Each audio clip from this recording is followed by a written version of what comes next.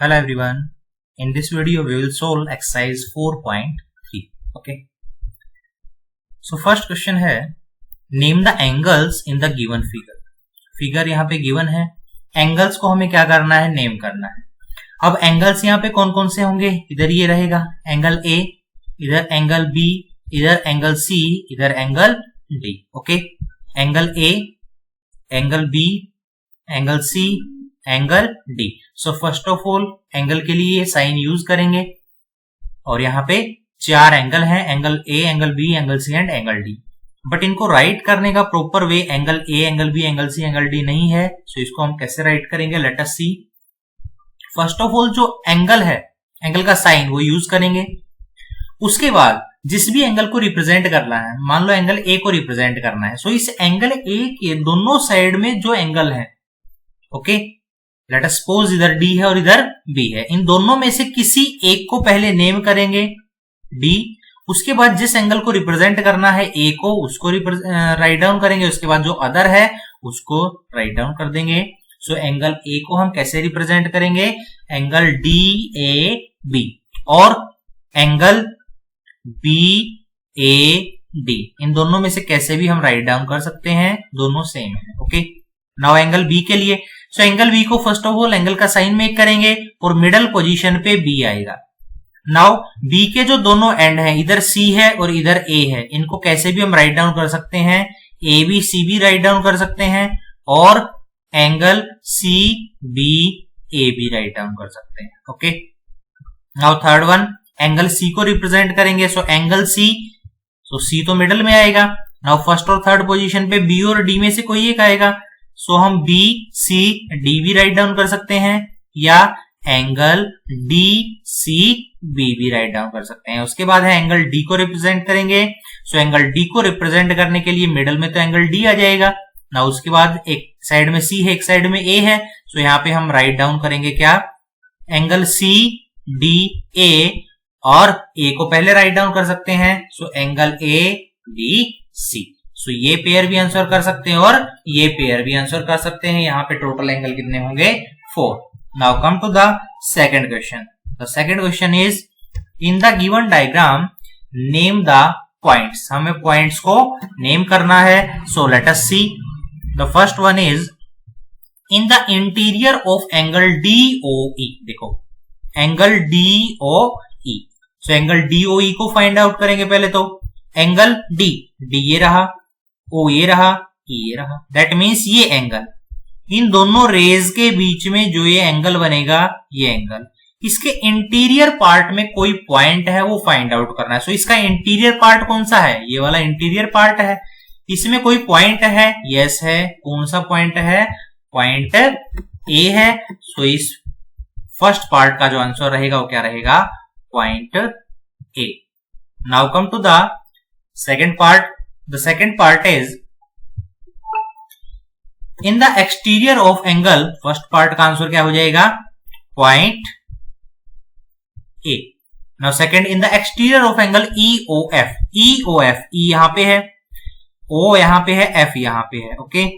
सो EOF इस angle के exterior में, दैट मींस इस एरिया से बाहर एक्सटीरियर में कौन कौन सा पॉइंट है उसको हमें नेम करना है. सो एंगल पॉइंट सी भी दिखाई दिया, पॉइंट ए भी शो हुआ एंड पॉइंट डी भी शो हुआ. सो राइट डाउन करेंगे point C A and D.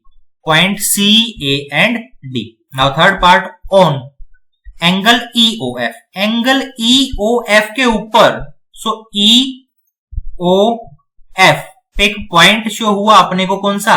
B. इस लाइन पे, इस रे पे बिल्कुल ऊपर ही पॉइंट है, कौन? B. सो इसका आंसर हो जाएगा थर्ड पार्ट का point B. Okay. Now come to the third question. The third question is draw rough diagrams of two angles such that they have, the first one is one point in common.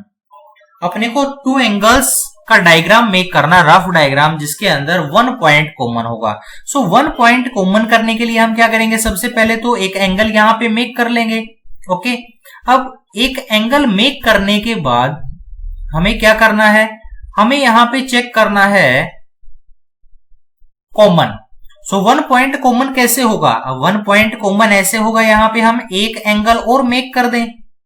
Okay, so ये हो जाएगा अपने पास C और इसको name कर देंगे D। सो एक तो एंगल हो जाएगा यहाँ पे ये और एक एंगल हो जाएगा ये, और इन दोनों में पॉइंट कॉमन जो रहेगा वो कौन सा रहेगा? Point O। ओके, सो राइट डाउन कर देंगे point O is common in angle AOB and angle COD.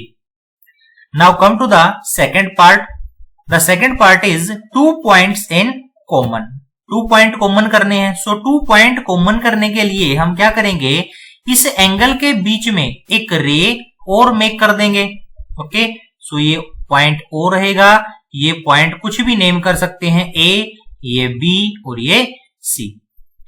अब यहां पे अगर देखेंगे 2 पॉइंट, सो एक एंगल यहां पे है, एक एंगल यहां पे है, इन दोनों एंगल में 2 पॉइंट कॉमन है। दैट मींस ये B भी कॉमन है और ये O भी कॉमन है। ओके, सो राइट डाउन कर देंगे point O and point B is common in angle AOB and angle BOC। Okay, इन दोनों एंगल के अंदर जो कॉमन पॉइंट है वो कौन कौन से हैं? एंगल B कॉमन है और पॉइंट B कॉमन है और पॉइंट O कॉमन है। Now come to the third part, 3 points in common.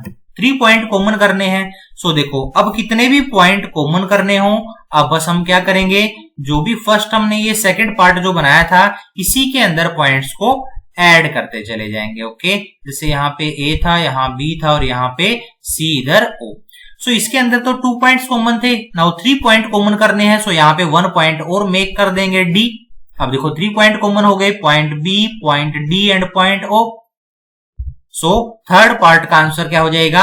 ऐसा डायग्राम एक थर्ड पार्ट के लिए मेक कर देंगे। ओके, नाउ इसके बाद फोर्थ पार्ट है। सो फोर्थ पार्ट में क्या है? 4 points in common. 4 point common करने हैं। सो यहाँ पे 1 पॉइंट और मेक कर देंगे, पॉइंट E। 4 पॉइंट कॉमन हो गए, B, D, E and O। Okay, so ये D का आंसर हो जाएगा। इसके बाद है 1 रे इन कॉमन। अब 1 रे इन कॉमन तो जब हम देखेंगे, जो अभी अभी डायग्राम बनाए थे सभी के अंदर क्या है? 1 रे, ये कॉमन है। सो सेम यहां पे कुछ भी नेम कर देंगे, A, B एंड C, और इधर नेम कर देंगे O। नाउ इस एंगल के अंदर और इस एंगल के अंदर, इन दोनों एंगल में क्या है? जो रे है OB, वो इन दोनों में क्या है? कॉमन है। ओके, सो राइट डाउन कर देंगे रे OB is common in angle AOB and angle BOC। okay,